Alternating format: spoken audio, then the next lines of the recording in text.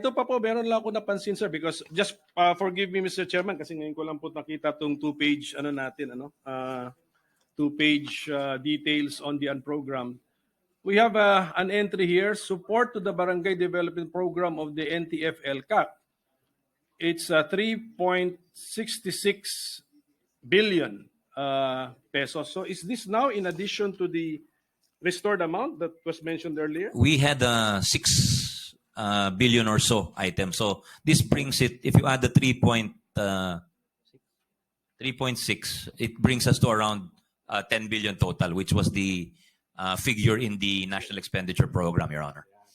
So, okay, binalik lang po natin. So if we now total the programmed and unprogrammed appropriations for the program called the NTF-ELCAC, 10B. Tama po. Okay, so thank you po. So, yes, pero pagdating po rito kasi, NEP I think, recommended 10B. And then it was the House which reduced it to 5B. Hindi lang natin ginalaw. So, tapos pagdating sa BICAM, ito po yung problema. The BICAM is acting like a third house of Congress. Binigay ng Presidente 10B. Sabi na House 5B lang. Sinabit sa atin. Sabi ng Senate, we agree, 5B lang. Ay, di po, nagdagdag ho tayo ng konti. We added 1.9. Nagdagdag ba tayo? Sabi niyo, hindi. Alam ko hindi. Pero total natin is only 5. Yes, you're correct, Your Honor. I was getting dizzy from all the different shifts in... Sabi ko, nahihilo na tayo sa daming pagbabago. Ang daming moving parts eh. Correct. Ang daming moving parts, ang daming details. Pero yun na nga, our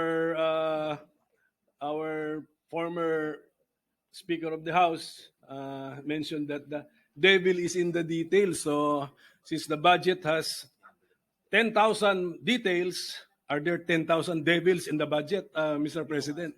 That's a problem. So, tama po, no? Tama po yun, Mr. President, no? Sabi ng Executive 10B, sabi ng House 5B, sabi ng Senate agree 5B, and then sabi ng BICAM 10B. So, why are these things happening, Mr. President, when the BICAM is not a third house of Congress, Mr. President?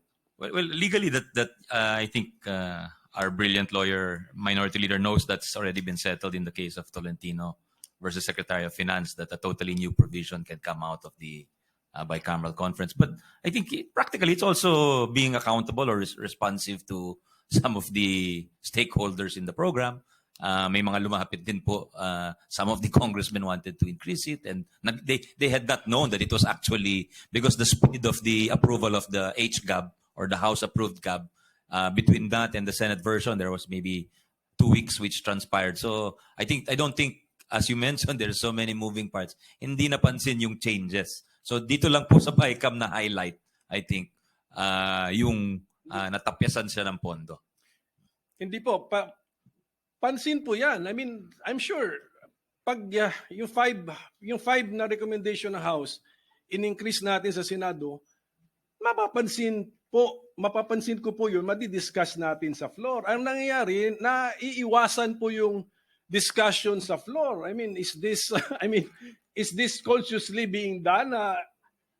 Iwasan yung discussion sa floor because walang Hindi po. In fact, we're discussing it on the floor right now. So hindi na iwasan. No? Only because it changed. Yes, Your Had Honor. it not changed, we will not be discussing this. We will be discussing the budget for the House. That's correct. We will get to that. Yes, Your Honor. Yes. Mr. President.